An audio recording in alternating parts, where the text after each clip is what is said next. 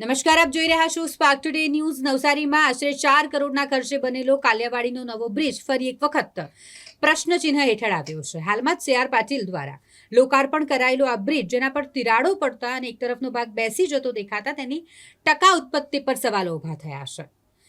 નવસારી મહાનગરપાલિકા બન્યું પછી શહેરના વિકાસ માટે વિવિધ કામગીરી હાથ ધરવામાં આવી, જેમાંથી 162 વર્ષ જૂના કાલિયાવાડીના પુલને તોડી નવા પુલનું નિર્માણ કરાયું। ફેબ્રુઆરીમાં શરૂ થયેલી કામગીરી માત્ર 4 મહિને પૂર્તિ કરવામાં આવી અને જૂન મહિનામાં તેનો ઉપયોગ પણ શરૂ થઈ ગયો। ત્યારે પ્રારંભથી જ પુલના ટકાઉપણાને લઈને લોકોમાં શંકા ઉઠી રહી હતી। મનપા દ્વારા ઉતાવળમાં કામગીરી કરી પુલ તૈયાર કરાયો હતો, પરંતુ હવે તેને ખામી ખુલી રહી છે। જો તાત્કાલિક યોગ્ય કાર્યવાહી નહીં કરવામાં આવે તો ભવિષ્યમાં મોટી દુર્ઘટના થઈ શકે છે। હવે આ પુલની હકીકત સામે આવી છે, જેમાં પુલ પર તિરાડો પડતી નજરે પડે છે અને એક તરફનો ભાગ બેસી ગયો છે। હાલ આ ખામીઓને છુપાવવાનો પ્રયાસ ચાલી રહ્યો છે। જો મનપા તરફથી સમયસર યોગ્ય કામગીરી નહીં કરવામાં આવે તો આ પુલ ભવિષ્યમાં મોટી દુર્ઘટનાનું કારણ બની શકે છે। આ નવસારી ખાતે કાલિયાવાડી પુલ, જેનું ઇનોગ્રેશન આજથી 45 દિવસ પહેલા થયું છે અને CR પાટીલ સાહેબે કર્યું છે, અને 45 દિવસની અંદર જ એ પુલની અંદર આજે તિરાડો પડી છે। એ પુલ પડે એવી પરિસ્થિતિની અંદર આવી ગયો છે। તો એની ઉપરથી તો એટલું જ વિદિત થાય કે આ જે બાંધકામ થયું તેની અંદર મોનિટરિંગ ઓથોરિટીએ એનું મોનિટરિંગ નથી કર્યું।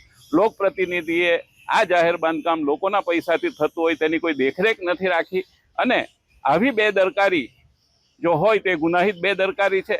અને જો તેઓએ આ ગુનાહિત બેદરકારી સેવી હોય તો મારી દ્રષ્ટિએ એ ખૂબ શરમજનક વાત છે। અને જો એ લોકોએ જો આ મોનિટરિંગ કે દેખરેખ નહીં રાખ્યો આ બાંધકામની ક્વોલિટી બાબતે, તો મારી દ્રષ્ટિએ આની અંદર જે કોઈ ભ્રષ્ટાચાર થયો છે માલ સામાન વાપરવાની અંદર કે બીજી રીતે, તો એની અંદર મારી દ્રષ્ટિએ જે કોઈ મોનિટરિંગ ઓથોરિટી છે, જે કોઈ લોકપ્રતિનિધિઓ છે, જેની જવાબદારી છે લોકોના નાણાંનો ન વેડફાય તે માટેની, તેઓ મારી દ્રષ્ટિએ આ ભ્રષ્ટાચાર માટે જવાબદાર છે એવું ચોક્કસપણે કહી શકાય।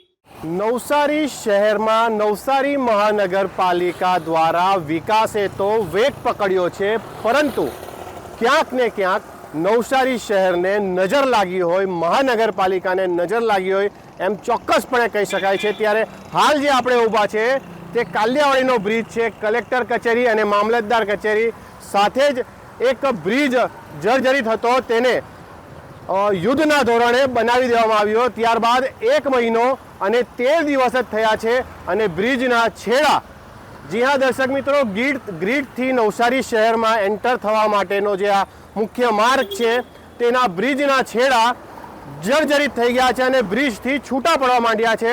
સીધા હું તમને દ્રશ્યોમાં બતાવવા માંગીશ, જે બ્રિજના જે એન્ડ છે તે તળ પડી અને છૂટા પડવા લાગી ગયા છે। સામે તમે દ્રશ્યોમાં જોઈ શકો છો, ડિવાઈડર પણ છૂટો પડી ગયો છે। તમે સીધા જ દ્રશ્યોમાં જોઈ શકો છો, આ ડિવાઈડર છે, ડિવાઈડર પણ ક્યાંક ને ક્યાંક છૂટો પડી ગયો છે।